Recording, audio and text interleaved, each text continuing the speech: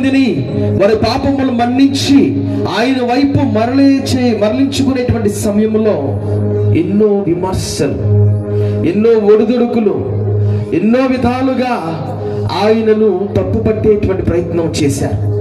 ఎన్నో విధాలుగా ఆయన రాళ్లతో కొట్టి చంపాలని చూశారు.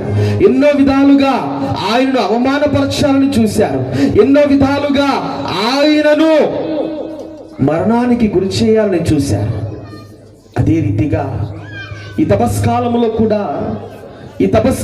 40 రోజులు కూడా దేవునితో నువ్వు గడుపుచూ ఉన్నావంటే, ఈ 40 రోజులు కూడా ఉపవాసం ఆచరించి, ఈ 40 రోజులు కూడా దీక్షలు వేసుకొని, ఈ 40 రోజుల పాటు కూడా ఇదిగో నేను ఈ తపస్కాలంలో పాల్గొంటున్నాను, దేవునితో గడుపుతాను, దేవుని అర్థిస్తూ ఉన్నాను అని నీవు ఇదిగో ఎక్కువగా దేవుని సన్నిధిలోనికి నడిపించబడుతున్నటువంటి సమయంలో క్రైస్తవులైనటువంటి సరే, దేవుని నమ్ముకున్నటువంటి వారైనా సరే, ఆనాడు ధర్మశాస్త్ర బోధకులు పరిసయ్యులు ఏ విధంగా అయితే యేసుక్రీస్తు ప్రభు మంచి చేస్తూ ఉన్నటువంటి సమయంలో విమర్శించారో, ఆ రీతిగా ఎన్నో విమర్శలు చేస్తూ ఉంటారు.